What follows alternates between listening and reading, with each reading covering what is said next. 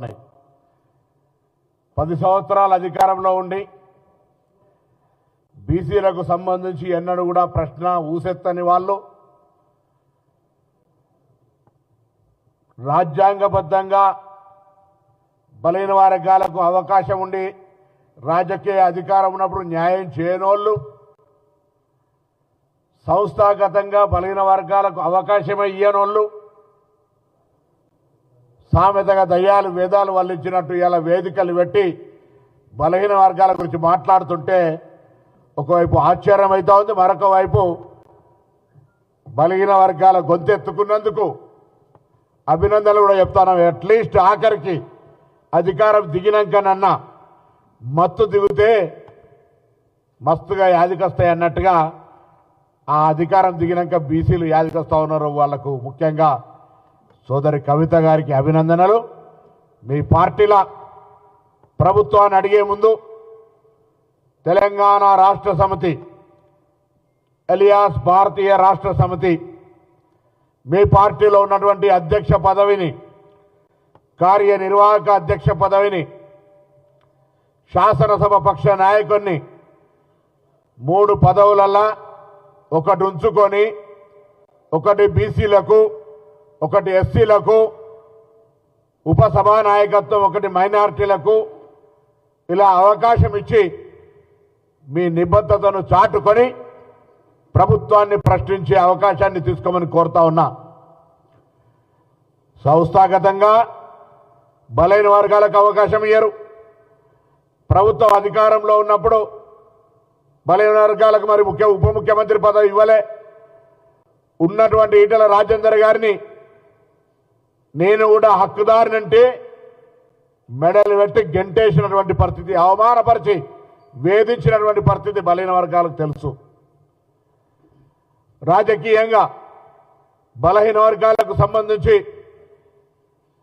మీ ప్రభుత్వం అధికారంలో ఉన్నప్పుడు పేద విద్యార్థులు చదువుకునేటువంటి పిల్లల మెస్ ఛార్జీలను కూడా 2004 నుంచి 14 వరకు కాంగ్రెస్ పార్టీ అధికారంలో ఉంటే గ్రీన్ ఛానల్ ద్వారా మెస్ బిల్లులను పేమెంట్ చేసేవాళ్ళం.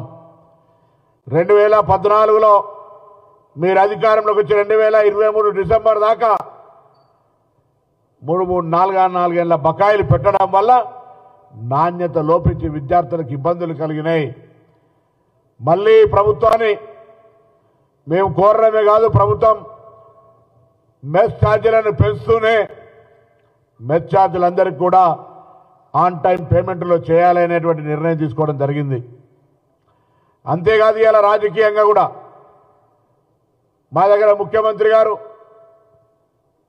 ఒక వర్గం నుంచుంటే పార్టీ అధ్యక్ష పదవి ఒక వర్గం దగ్గర, మా పార్టీలో బలహీన వర్గాలకు ఏదైనా అన్యాయం అయితే అంతర్గతంగా ప్రజాస్వామికంగా మేము గొంతెత్తగలుగుతాం. మీ పార్టీలో స్వేచ్ఛ ఉందా? మీ పార్టీలో ఇలా మీ నాయకత్వంలో పోరాటం జరుగుతూ ఉన్నది. మీరు ముసలి కన్నీరు కార్చడానికి ఉదయం 11 గంటల కంటే నేను కరీంనగర్ నుంచి వస్తూ టీవీలో చూస్తూ ఉంటుంటే 12:30 తర్వాత వచ్చి జనం లేక మీ కళాకారుడు పాటలు పాడని అనే పేరు పాపం సపాటు కొట్టూరి అని బతిమలాడుతూ ఉన్నాడు పాపం. సంతోషం ఏదేమైనా మీరు ఇలా బీసీల గురించి మాట్లాడుతున్నారంటే,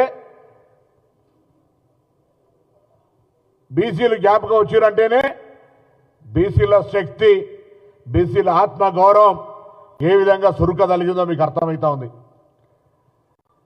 మీరు మొత్తం సమగ్ర కుటుంబ సర్వే చేసిండ్రు. ఆ సమాచారాన్ని బయటపెట్టి ఏ వర్గాలు ఎంతున్నారో తెప్పి వాళ్ళకు సరైన న్యాయం చేసే ప్రణాళిక తీసుకొని ఉంటే ఇలా బీసీలు ఈ రకంగా మిమ్మల్ని ఏమనేటువంటి వాళ్ళు కాకుండే. ఇలా ఆంధ్ర ముఖ్యమంత్రి కిరణ్ కుమార్ రెడ్డి గారు పేరు చెప్తున్నారు, ఆయన ఏదో సరిగైన విధంగా న్యాయస్థానాలు కోలే అని. ట్రిపుల్ టెస్ట్ కావాలి, రిజర్వేషన్లు కొనసాగాలంటే డెడికేషన్ బీసీ కమిషన్ కావాలి, రిజర్వేషన్ల సంఖ్య 34% మెయింటైన్ కావాలి, లేదా ఇంకా కావాలనుకుంటే అవన్నీ ఏం పట్టించుకోకుండా ఆనాడు స్థానిక సంస్థల ఎన్నికల్లో బీసీ రిజర్వేషన్ తగ్గించింది మీరు కాదా? ఆనాడు ఈ కవితమ్మ గొంతు ఎక్కడ పోయింది అని అడుగుతా ఉన్నాం. తెలంగాణ ఉద్యమకారులు జయశంకర్ గారు కావచ్చు, కొండా లక్ష్మణ్ బాపూజీ గారు కావచ్చు, దేశిని మల్లయ్య గారు కావచ్చు, ఆల నరేంద్ర గారు కావచ్చు, అనేక మంది అంతెందుకు ఇప్పటికీ బతికున్నటువంటి శ్రీకాంతాచారి తల్లి శంకరమ్మకు ఏ గౌరవం ఇచ్చినారో ఈ సమాజం గమనిస్తలేదా? ఈ సమాజంలో మీరు బలహీన వర్గాల కొరకు ఎన్నికలప్పుడు మాత్రం తప్ప గత 10 సంవత్సరాలుగా ఎప్పుడైనా మీరు ప్రభుత్వం తరఫున బలహీన వర్గాల సంక్షేమానికి ఏమైనా కృషి చేసినారా అని అడుగుతా ఉన్నాం. ఇలా కొత్త కార్పొరేషన్లు ఏర్పాటు చేసినాం. ప్రతి కార్పొరేషన్కి 50 కోట్ల నిధులు ఇచ్చినాం. కార్పొరేషన్ల ద్వారా బీసీలకు న్యాయం చేయడానికి ప్రణాళిక సిద్ధం చేసుకొని గతంలో 1 కోటి వారాలు ఆదరణ లాంటి పథకాలకు పేరు అడుగుతూ ఒక మంచి నామధేయం పెట్టి బీసీలకు న్యాయం జరగాలని మా రాహుల్ గాంధీ న్యాయ స్కీమ్ లాగా పేదలకు బలహీన వర్గాలకు న్యాయం జరగాలని ఒక ఆలోచన చేస్తూ శాఖాపరంగా నిర్ణయాలు తీసుకుంటా ఉన్నాం. శాసనసభలో అంబేద్కర్ గారి విగ్రహం పెడితే పార్లమెంట్లో కూడా పెట్టిరు, ఇక్కడ కూడా పెట్టిరు, మెడల్ వంచి తెచ్చినామంటారు. కొత్తగా మళ్ళీ ఇప్పుడు డెఫినెట్లీ మా బాధ్యత, మేము ఇవాళ ప్రజాభవన్కు మీరు కట్టుకుంటే మీరు కనీసం పేరు పెట్టే ధైర్యంలే మేము దాన్ని ఇలా జ్యోతిబా పూలే భవన్గా మార్చుకున్నాం.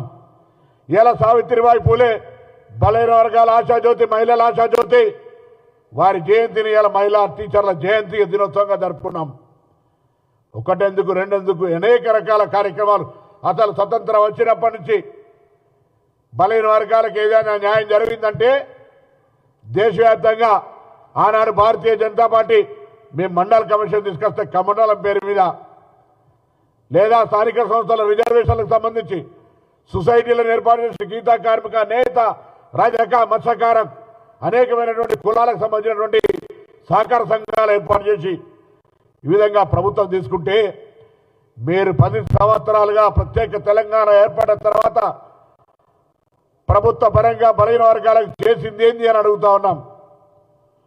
రాజకీయంగా మీరు ఇచ్చిన అవకాశం ఏంది? డెఫినెట్లీ మా కాంగ్రెస్ పార్టీ తరఫున ఇవాళ కుల సర్వే జరుగుతూ ఉంది. దాని అంతా కూడా పబ్లిక్ డొమైన్లో పెట్టి నిపుణులతో చర్చ చేసి దానికి సంబంధించిన విధంగా ప్రణాళికలు తయారు చేస్తాం.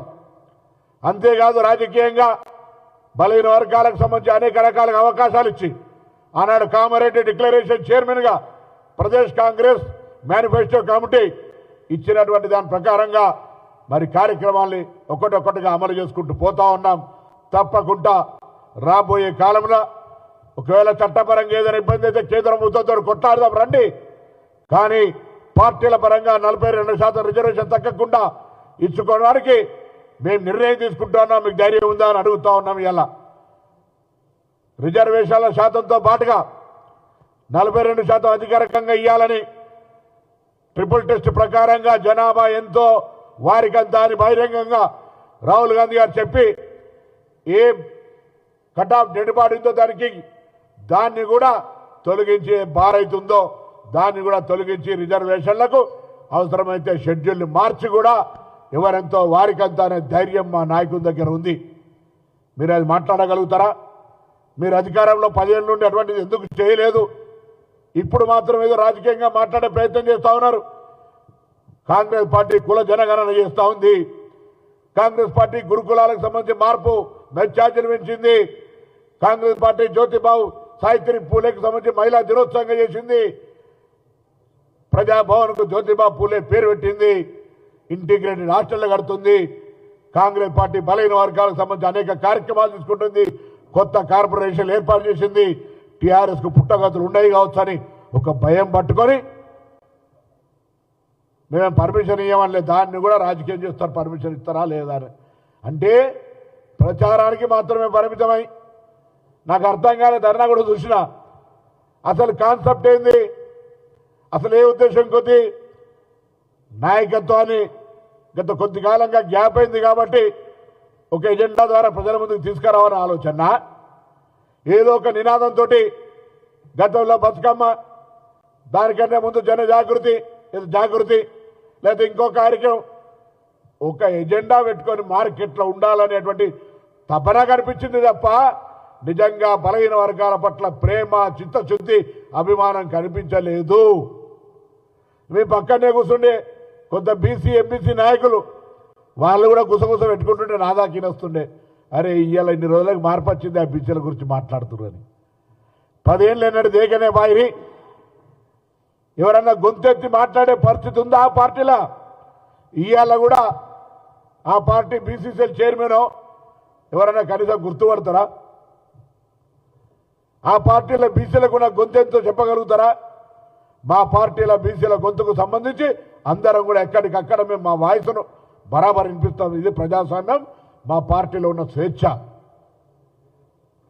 కాబట్టి దయచేసి ముసలి కన్నీరు గార్చి బలైన వర్గాలను అవమానపరిచే ప్రయత్నం చేయకండి.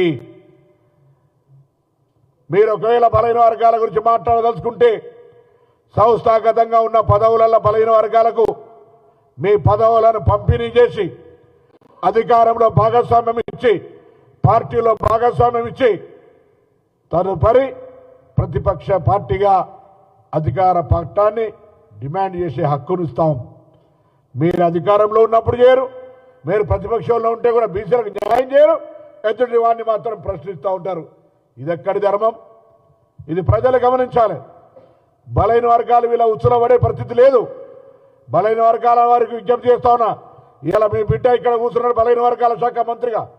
ఏ కులానికైనా ఇక్కడైనా ఇబ్బంది అయితే ప్రభుత్వంలో డెఫినెట్గా మా ముఖ్యమంత్రి గారు కానీ, ఉప ముఖ్యమంత్రి గారు కానీ, మంత్రివర్గం అంతా కూడా 100% బలైన వర్గాల పట్ల సానుకూలంగా ఉంది. కారణం Congress party its own manifesto to welfare and backward classes.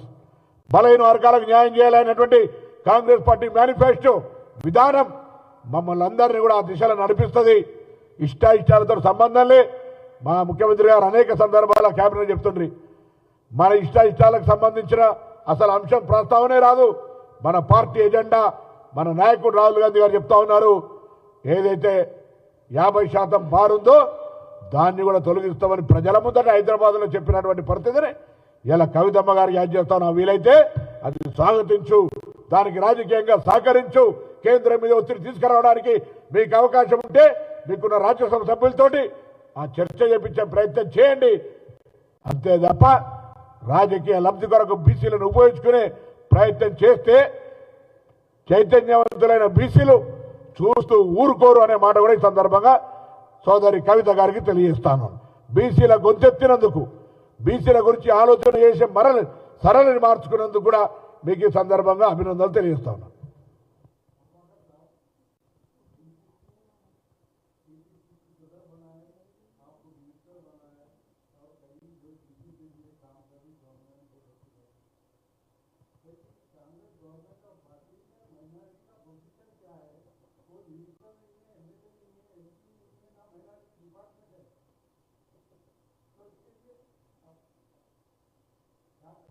देखो, आज बैकवर्ड क्लास के इश्यू पर कविता जी धरना किया, उसके ऊपर हमने प्रेस कॉन्फ्रेंस किया है. यहाँ तक सीमित करते आपका जवाब दूसरी प्रेस कॉन्फ्रेंस में जरूर आगे यहीं आपको जवाब दूंगा.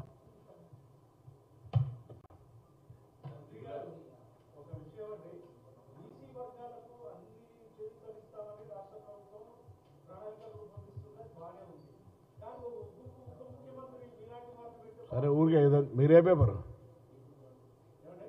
మీరు general right. Thank you for your concern. Kavitha గారు ఎట్లయితే బీసీల గురించి మాట్లాడుతారో మీరు కూడా మాట్లాడుతూ ధన్యవాదాలు.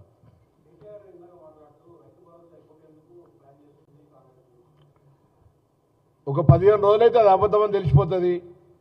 ఇది సందర్భం డివేట్ అవుతుంది. నేను మళ్ళొకసారి రైతు భరోసా మా ప్రభుత్వము ఇవ్వడానికి నిన్న మంత్రివర్గ ఉపసంఘం నిర్ణయించుకున్న విషయాన్ని తెలిసి మేము అడుగుతూనే ఇస్తున్నామని చెప్పుకోవడానికి ప్రయత్నం జరుగుతుంది.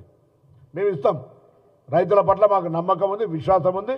రైతుల పట్ల ప్రేమ, రైతులను చూసుకునే బాధ్యత మా మీద ఉన్నది. నమస్కారం అందరికీ.